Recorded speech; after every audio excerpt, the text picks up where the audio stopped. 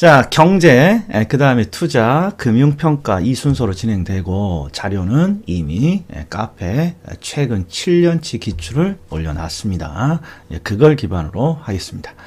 자, 그리고 당연히 경제론의 시작은 기본 개념을 좀 알고 들어가야죠. 시험에 독립문제로 나올 만한 거. 그래서 필수서, 자, 필수서 18페이지입니다. 필수서 18페이지에 유량과 저량이 있어요. 이 시간은 연어입니다. 연어. 자, 언제 기출됐습니까? 30일에 기출되고 잠잠하고 있죠. 그래서 올해는 독립문제 준비해야 한다. 자, 그러면 잠시 못생긴 얼굴 뿅, 아이고 뿅 사라지고 정리 한번 해보죠. 자, 양을 측정하는 방법. 양을 측정하는 방법에는 유량이 있고 저량이 있다. 자, 유량은 일정 기간을 설정하고 저량은 일정 시점을 설정한다. 일정 시점을 설정한다. 자, 일단 이게 기본 테마잖아요. 자, 그런데 대부분 시험은 요게 나오지 않습니까? 사례. 그럼 이제 해보죠. 일정 기간을 설정하고 측정하는 대표적인 주제가 있습니다. 그게 소득입니다. 소득. 그럼 그 증거를 대봐라. 여기 있죠. 월급, 한 달 동안 급여, 연봉, 1년 동안 봉급. 그러니까 소득은 대부분 앞에 기간이 설정되어 있어요. 그러면 왜 그럴까요? 한번 볼까요? 자, 누군가 저한테 물어봅니다. 야, 미소가, 너 강의를 해서 얼마를 버니? 저 200만 원 벌어요. 이래요. 200만 원 많아 보여요? 적어 보여요? 알 수 없어요. 왜? 1시간 동안 강의를 하고 200을 법니다. 어우, 대박이야. 그런데 1년 12달 동안 강의를 하고 200을 벌어요. 그러면 도와주고 싶잖아요. 도와주려면 유튜브 광고 부지런히 클릭해 주시고 이처럼 소득은 많고 적음을 판단하기 위해서 뭔가 측정을 하기 때문에 이 소득은 기간이라는 걸 명확히 설정해야 아주 명확한 판단이 이루어지는 겁니다. 이해됐어요? 그럼 다른 것도 한번 볼까요? 유량으로 측정하는 다른 사례가 뭐가 있냐 그러면 이런 게 있어요. 수익과 비용. 수익과 수익, 그 다음에 비용. 자, 우리가 수익률로 해볼까요? 우리가 투자론에서 수익률을 계산할 때 대부분 연간 단위로 측정하던가요? 일정 시점에서 측정하던가요? 모르겠죠? 연간 수익률. 대부분 연 단위, 1년 단위로 측정을 합니다. 그 이유가 뭡니까? 수익도 마찬가지예요. 내가 번 수익이 많고 적음을 확인하려면 기간이 명시되는 게 확실한 거죠. 기간이 표시되어야 명확한 것이겠죠. 비용도 마찬가지고. 자, 그리고 또 있어요. 또 있어. 수요량 공급량.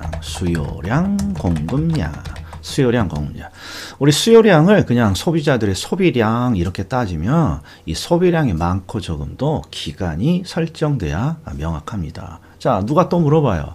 야, 미스터 우가, 너 호빵 몇 개나 먹니? 호빵.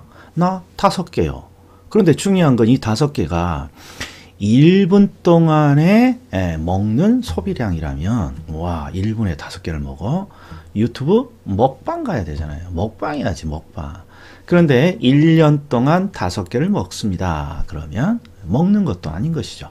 그래서 이런 소득 또는 수익과 비용, 그 다음에 수요량, 공급량 이런 것들은 기간이 설정돼야 명확한 정보를 주는 겁니다.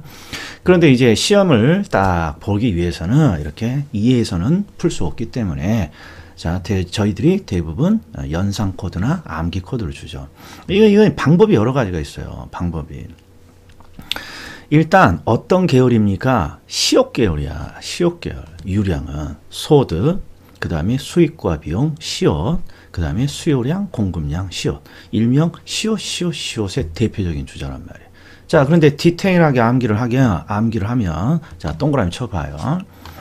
자, 임대료 수입이 나왔죠. 임대료 수입, 수익 비용 계열이에요. 지대 수입도 수익 비용. 그 다음에 연간 이자 비용, 요것도 수익 비용의 계열이고, 그 다음에 순이득이 있어. 순소득, 순이익. 이것도 수익과 비용 계열이죠. 왜? 수익에서 비용을 뺀 게 순이익인데 수익이 유량입니다. 그러면 짝꿍인 비용도 유량이야. 그리고 수익과 비용이 유량이니까 그 둘의 차이인 순소득도 유량인 거예요. 또 봐요. 이렇게 돼볼까요? 수요량, 짝꿍이 누구예요? 공급량이겠죠. 공급량. 그래서 수요량, 공급량, 유량이에요. 그리고 수요와 공급이 만들어낸 거래량. 이런 것도 시험에 나왔네요. 그래서 두 문자가 수비순, 수급거. 이렇게 디테일하게 암기하죠. 유량은 디테일하게 암기해야 돼요. 왜? 유량으로 측정하는 것과 저량으로 측정하는 것을 구분하면 저량이 굉장히 많아요. 그래서 저량은 뭐가 나올지 몰라요. 그러나 유량은 대부분 여기에 있는 것들이 나와요.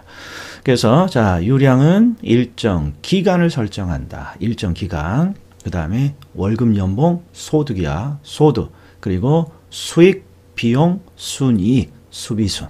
그 다음에 수요, 공급, 거래, 수급, 거. 이렇게 암기합니다. 자, 그러면 저량도 한번 봅시다. 저량. 저량은 일정 시점을 설정한다. 됐고. 저량의 대표적인 주자는 가격이 옵니다. 가격. 그럼 질문. 가격은 왜 일정 시점을 설정하옵니까? 그러면 가격은 끊임없이 변화하기 때문에 그렇습니다. 항상 이렇게 끊임없이 변화하는 애는 어느 시점의 양인지를 반드시 표시해 줘야 돼요. 대표적인 게 부동산 가격이죠. 자, 당신의 아파트 가격이 얼마입니까? 물어보면 오늘 시점으로 10억입니다. 이렇게 말해줘야죠. 5년 전 시점은 8억이었고요. 이렇게 시점을 찍어줘야 되는 겁니다. 자, 그럼 여기서 보충 수업이야. 아니, 심화 과정이야. 심화 잘 봐요. 감정평가는 가치나 가격을 추계하죠. 감정평가는 가치나 가격. 근데 가치와 가격이라는 게 끊임없이 변하니까 감정평가를 할 때는 시점을 꼭 찍어줘야죠. 시점. 그게 무슨 시점이에요? 기준 시점이라고 하는 거죠. 기준 시점. 그 다음에 우리 공시지가. 자, 공시지가는 토지 가격이잖아요. 토지 가격. 그러니까 이 공시지가를 공시할 때는 이게 몇 월, 몇 일자의 가격인지 밝혀줘야 돼요. 우리는 1월 1일자 가격인지를 알고 있죠. 중요한 건 1월 1일자, 요걸 뭐라 그래? 공시 기준일이라고 하죠. 이처럼 시점을 설정하고 있더라라는 거예요. 자, 그리고 이런 거 한번 보죠. 가치, 가격이나 가치는 끊임없이 변하는 거. 그 인구 규모, 이거 보세요. 우리나라 인구 규모도 끊임없이 변하잖아요. 그래서 이런 것도 시점을 꼭 찍어주는 겁니다. 그 다음에 재고, 여기는 주택 재고라고 되어 있지만 우리 물건의 재고 보면 물건이 들어가기도 하고 나오기도 하고, 그러니까 끊임없이 변해요. 그래서 얘도 시점을 설정하고 해줘야 돼요. 자, 이해는 됐어. 그러면 저량에서 지금까지 나왔던 내용을 보면 항상 두 문자가 자산, 자, 그 다음에 가치의 치, 그리고 인구 규모의 인, 재고량의 재. 그래서 자치, 인재. 요게 가장 많이 나온 저량이죠. 그래서 우리가 한꺼번에 암기하면 수비순, 수급거, 그 다음에 자치, 인재. 당연히 소득은 유량이고 가격은 저량인 것이죠. 자, 이게 기본 틀이에요. 기본 틀. 자, 그런데 30일에 때 출제가 됐다고 했죠. 그러니까 30일의 문제를 보기 전에 30일의 문제의 결론은 틀릴 수밖에 없는 문제입니다. 틀릴 수밖에 없는. 왜? 우리 수준을 벗어나는 지표가 나왔어요. 우리 수준을. 그 대표적인 게 30일에 있다 보면 알겠지만 여기 나왔단 말이에요. 통화량, 자본량. 이런 거 우리가 어떻게 해? 우리 시험 범위도 아닌데. 자, 통화량도 끊임없이 변합니다. 통화량도. 그래서 얘도 시점을 설정하는 겁니다. 그리고 자본은요. 자본은 하나 기억해 놓으세요. 수익이 유량이면 비용, 짝꿍이 유량이라고 했어요. 수요량이 유량이면 공급량, 짝꿍 유량. 그러면 자산, 우리가 자치, 인재에 요 자산을 이렇게 표시했잖아요. 자산의 짝꿍이 뭘까요? 자산의 짝꿍. 자산이 있으면 빚, 부채가 있는 거죠. 이게 짝꿍이에요.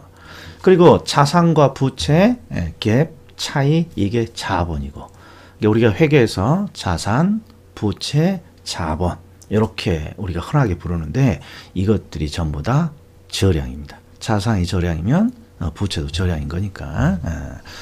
자, 그리고 31회 때 요 놈이 나왔어요. 소비는 뭐 수요랑 비슷한 거니까. 자, 그러면 요 정도 정리하고 기출 한번 풀어보겠습니다. 자, 이게 31회 때 나온 기출이네요. 최근 7년 안에는 이게 독립문제로 유일해요. 제가 나눠준 자료는 11번이라고 되어 있어요. 11번. 여기는 유량의 경제 변수를 찾으라고 했으니까 유량 하면 뭐가 떠올라야 돼요? 월급, 연봉, 소득 찾았고 그 다음에 수익과 비용의 결, 수익 비용 없어 보이고 그 다음에 수요, 공급량, 여기 보이네요. 공급량, 그리고 소비, 수요, 소비나 수요나. 그래서 요 세 놈이 일단 유량 암기코로 작았어요. 그럼 이제 검토 한번 해보죠. 이 개수 문제니까. 자, 자산은 저량입니다. 자산, 자치, 인재. 그런데 이제 문제는 요 두 놈이죠. 요 두 놈. 요 통화량하고 요 자본 총량. 이걸 우리가 알 수는 없다. 이런 거죠. 그래서 이 문제는 세 개를 딱 찾은 다음에 세 개 이상을 찍어야죠. 그런데 5개는 너무 많아 보이잖아요. 그래서 3개나 4개 둘 중에 하나를 찍는데 항상 이렇게 개수 문제를 물어보면 3번을 찍는 게 아니라 3개를 찍습니다. 3개. 최근에는 이 경향이 아주 희미해져 버렸는데 전통적으로는 항상 3개를 찍는 거예요. 예. 자, 통화량은 저량이다. 그 다음에 자산, 부채, 자본. 여기 자산 저량이니까 부채, 자본, 저량입니다. 요건 할 분은 하고 버릴 분은 그냥 버려도 상관없습니다. 자, 여기까지입니다. 다음 시간에는 수요량의 변화, 수요의 변화로 뵙겠습니다.